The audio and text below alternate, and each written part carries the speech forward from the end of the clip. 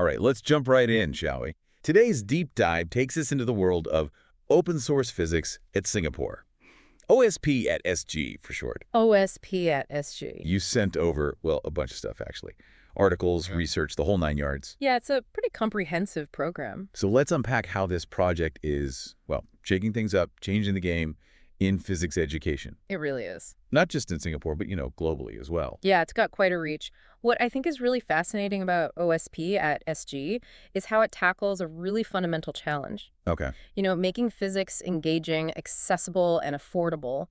But it goes beyond just making it, fun, although that's a great bonus. Right. It's really about transforming the entire learning experience. Okay, I'm hooked already. But before we get into all the nitty-gritty, give us the elevator pitch. Sure. What exactly is OSP at SG? Okay, so at its core, OSP at SG is a collection of educational resources, tools, and training programs all focused on, you guessed it, physics education. So, kind of like a one-stop shop for all things physics. Precisely. Imagine a treasure trove of interactive simulations, video analysis tools, expert guidance, all readily available at your fingertips. Okay, now that's a picture I like. Now, the materials you sent over, they mentioned this 3A framework. What's the deal with that? Yes, the 3As. That's really the core philosophy of OSP at SG.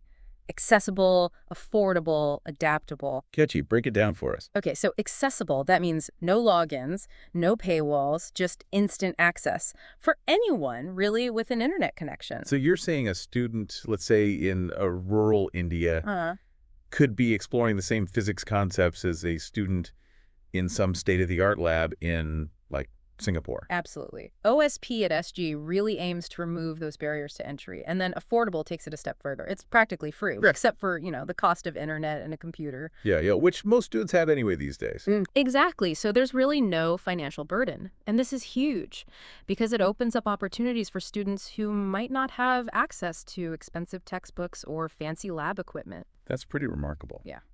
Okay, last but not least, adaptable. What does that look like in practice?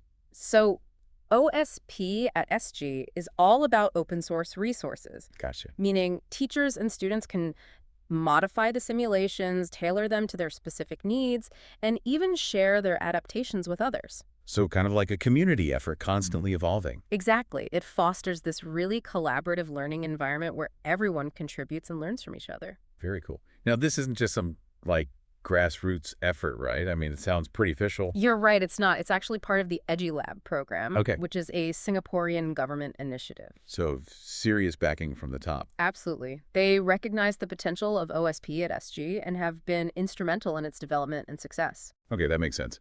Let's talk about the tech behind all of this. Yeah. I kept seeing easy JavaScript simulations and tracker video models in the materials you sent over. Right. What are those all about? Okay, so EJSS, that stands for Easy Java JavaScript Simulations, and that's really the heart of OSP at SG's interactive approach. Okay. It allows you to create these incredibly detailed physics simulations that can run on, well, almost anything, even a phone. Wow, that's impressive. And it has full screen capability, which, makes the experience all the more immersive.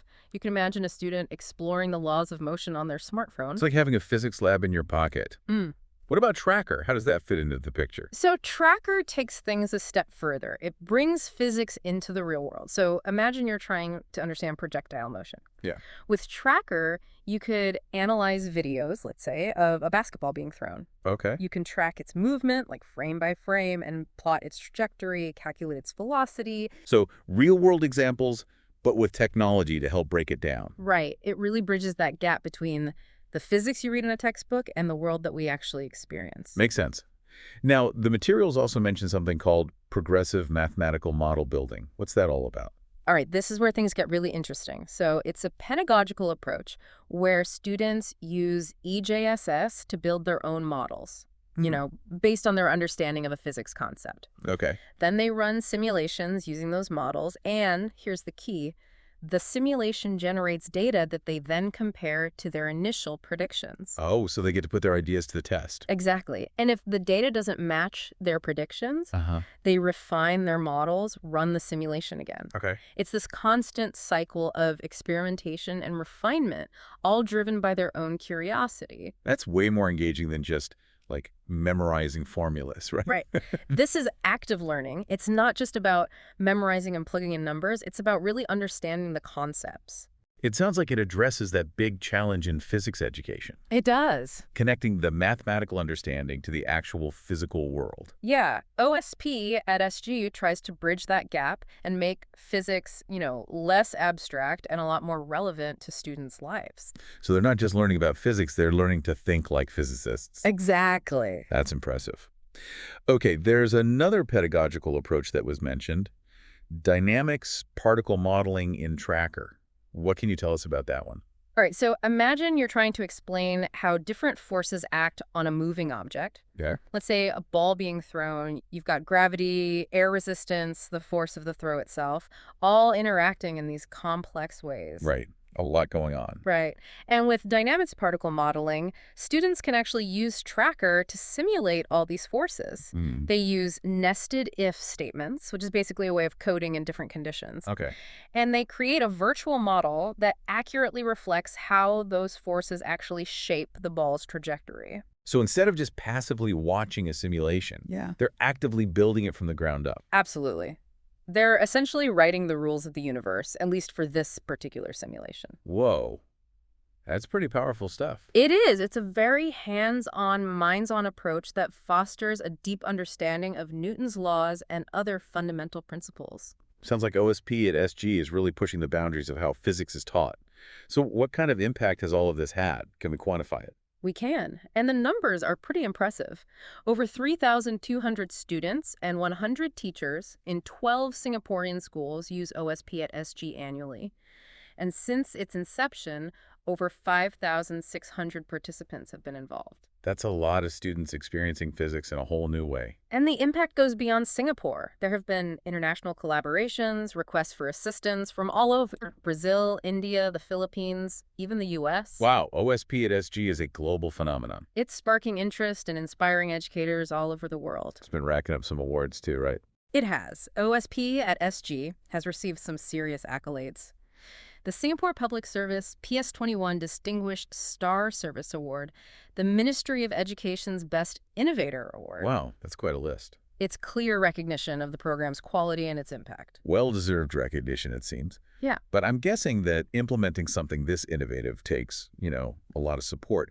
What's being done to help teachers actually integrate OSP at SG into their classrooms? That's a great question. So the Ministry of Education provides comprehensive training and coaching to teachers. Okay. Workshops, school visits, consultations, the whole works. A whole system to ensure teachers feel confident using these tools.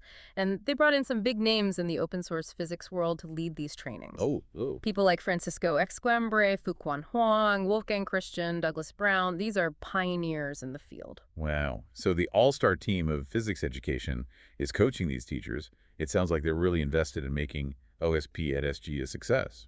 They are. And it's not just the Ministry of Education either. School leaders are also stepping up, providing teachers with the time, the resources, and a shared vision to implement OSP at SG effectively. So a collaborative effort at every level, that's fantastic. But, with something this ambitious, I'm sure there are challenges too. Right. What are some of those? Of course. I mean, one of the biggest challenges is the tension between, exam-focused teaching and OSP at SG's emphasis on computational thinking and model building. Right, because traditional exams often prioritize memorization and applying those specific formulas. Exactly. While OSP at SG encourages, a more exploratory problem-solving approach. It's that age-old struggle.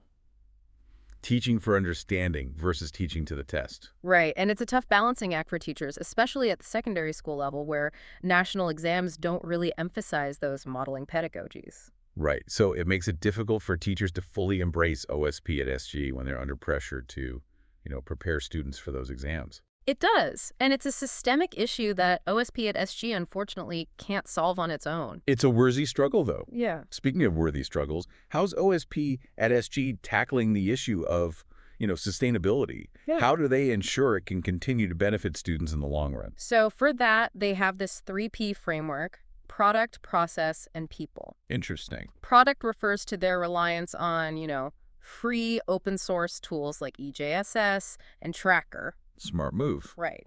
No expensive software licenses to worry about, which makes it both accessible and sustainable in the long run. Okay, what about process? So Process is all about the ecosystem that supports OSP at SG EduLab funding, collaboration with the international open source physics community, support from MOE learning communities. So a multi-pronged approach. Exactly. It's about keeping that momentum going. Makes sense. And how do people fit into all of this? The people are really the heart and soul of OSP at SG. Right. The OSP experts who develop the tools, and most importantly, the teachers who are using and adapting those tools in their classrooms. Empowering those teachers to be curriculum leaders.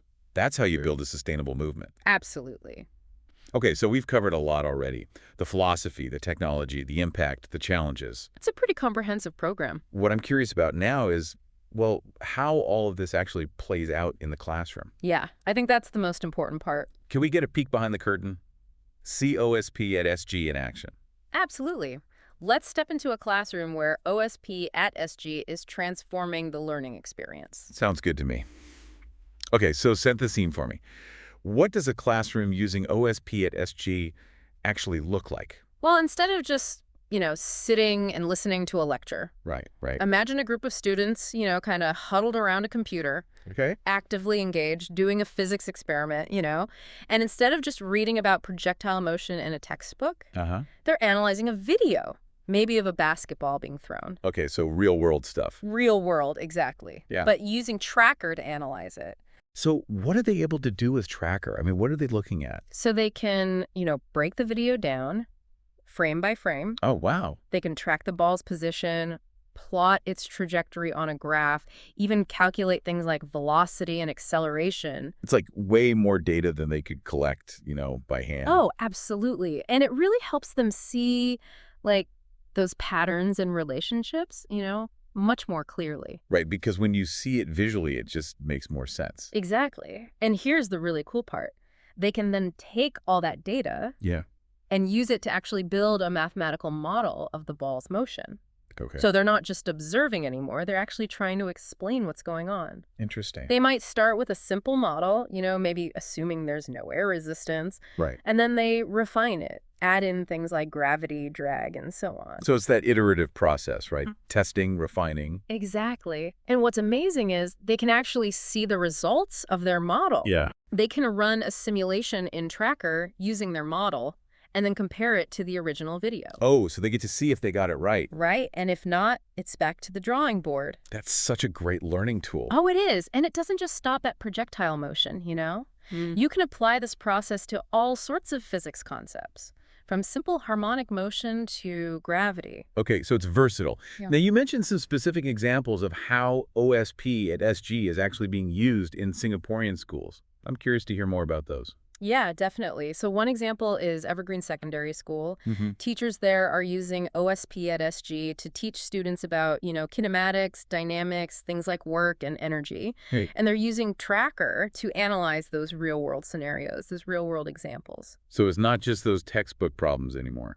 No, not at all. For example, the materials mention students analyzing the motion of, a parachutist. Oh, wow. Okay, that's cool. Right. They could track the parachutist's descent, calculate their velocity and acceleration, even model the forces that are acting on them, like gravity and air resistance. Really bring those concepts to life. Right, because it's one thing to read about it, but to actually see it happening, Exactly. it makes more sense. Another example is Innova Junior College. Okay. Teachers there are using OSP at SG to teach about wave interference. Wave interference. That can be tough to wrap your head around. Yeah, it can be really tricky to visualize, but they're using a simulation in EJSS called, Ripple Tank. The name's pretty self-explanatory. Right. It simulates how those waves actually interact with each other. So students can create different wave patterns, observe how they interfere, even see those cool interference patterns that form. Oh, that's neat. So they're not just, reading about interference in a textbook. Nope. They're actually seeing it happen. Exactly. And they can experiment, Yeah. They can change the frequency of the waves, the amplitude, the distance between sources, and then see how all those changes actually affect the interference patterns. It's like having a virtual wave lab. Right at their fingertips. That's amazing. What other examples did you come across? So the last one I'll mention is Yishun Junior College, where teachers are using OSP at SG to, teach about gravity, Okay. specifically satellite motion. Gravity. The force that governs the universe. Right. But it can be a little mind-bending, too. Especially when you start talking about, orbits and all that. Yeah, all that Oh, celestial mechanics. But with EJSS, students can actually visualize, how satellites orbit planets, Okay. how their speed and distance affect their trajectory, how those gravitational forces interact. So they're not just memorizing Kepler's laws. They're actually, Yeah. playing around with the laws of gravity. Exactly. And they can adjust the mass of the planet, the speed of the satellite, all those things. Uh-huh. And then, see how those changes actually affect the orbit. It's interactive. It's not just a passive exercise. Exactly. It's active exploration. These examples really show how versatile OSP at SG is. I mean, it's not just limited to, specific topics or grade levels, right? Right. It's like this toolbox that teachers can adapt to fit their own needs. Exactly. And it's not just about teachers lecturing at students, right? No. It's more student-centered. It is. OSP at SG promotes this, really student-centered approach where, students are encouraged to really take ownership of their learning. That's how it should be, right? It is. It's about fostering curiosity, a love of science. Not just drilling facts. Exactly. It's not just about changing what they're learning, but how they're learning. A fundamental shift in the learning process. Yeah. OSP at SG sounds like it's making waves in physics education. It really is. But, as with anything, there's always room for improvement, right? Right. There's always that next step. So what are some areas where OSP at SG could expand or evolve in the future? What's next? Well, that's what makes it so exciting. Let's explore some of those possibilities. All right, let's get those creative juices flowing. Future of education time. Okay, yeah. What are some of those big, exciting, possibilities for OSP at SG moving forward? What could the future hold? So, we've been talking about OSP at SG and physics. Right. But just imagine, if this approach, these tools, Yeah. weren't just limited to physics. Okay. What if we could, apply those same principles, those same ideas to other STEM subjects? Chemistry, biology, even computer science. Oh, I love it. Interactive simulations, where Yeah. you can explore chemical reactions or dissect virtual organisms, build algorithms from scratch. Exactly. The possibilities are endless. It's about, breaking down those traditional subject silos. Right. And letting students see how everything's connected. That's all intertwined. Exactly. Yeah. But why stop at STEM? Right. Oh, go on. Think history, Well- literature, art. Okay, now you're really talking. Students, interacting with historical simulations, Yeah. analyzing literary texts with computational tools, Exactly. creating digital art with, physics-based software. Yeah. It's a whole new world. It really is. Yeah. Now, we've talked about accessibility, Mm-hmm. and OSP at SG has done a lot in that area. It has. But, there's always room for more. What else could be done? Oh, there's always more. I mean, imagine translating the resources into multiple languages. Yeah, creatives. Partnering with, community organizations, providing training to teachers in those remote areas. Good about reaching everyone. Everyone, every student, regardless of their background, their location, Yeah. should have the opportunity to experience this kind of learning, this dynamic, engaging learning. Absolutely. And technology can help with that, right? I mean, Mhm. OSP at SG is already using online platforms, mobile devices. Right. But what about, taking it a step further? Virtual reality, augmented reality. Oh, now you're talking. Imagine students being able to, step inside a virtual atom, Rogue. explore a rainforest ecosystem from their classroom, Yeah. conduct experiments in a simulated zero-gravity environment. That level of immersion would be incredible. It would take OSP at SG to a whole new level. It would. But let's not forget about the teachers. I mean, they're the ones, making this all happen. Oh, absolutely. They're the key. Right. They're the backbone of OSP at SG. OSP at SG already has this strong foundation of teacher training. Yeah. But imagine, expanding that even further, creating online communities, vibrant communities where teachers can share those best practices. Yeah. Collaborate on, new simulations, get support from OSP experts all over the world. Wow, a global network. Teachers helping teachers? Exactly. A global network of educators all dedicated to, transforming the way physics is taught. I love that. Yeah. Okay, so final thoughts. What can we do to ensure OSP at SG stays, on the cutting edge? Well, things change so quickly, especially in technology. Right. So I think it's crucial to constantly evaluate its impact. Okay. Get feedback, from both teachers and students. Right. See what works, see what doesn't. Exactly. And then adapt based on that feedback. Data-driven decision. Exactly. And that's what's going to ensure that OSP at SG remains, relevant, effective, and responsive to the ever-changing needs of education. This deep dive has been truly eye-opening. OSP at SG is really, it's a fantastic example of how, Okay. innovation and collaboration can make knowledge accessible to everyone. It really shows what we can achieve when we put our minds to it. Absolutely. It's inspiring. Makes me think about all the other ways we could be using technology to really transform education as we know it. It's an exciting time to be in education. Keep exploring, keep learning. Yeah. And, remember those core principles of OST at SG. Right. Accessibility, affordability, adaptability. Those 3 A's. Those are the guiding lights, really, for creating a world where learning is just a joyful, empowering experience for everyone. So well said. And with that, we wrap up our deep dive into open source physics at Singapore, OSP at SG. To everyone listening, keep those minds curious and keep pushing the boundaries of what's possible in education. Absolutely.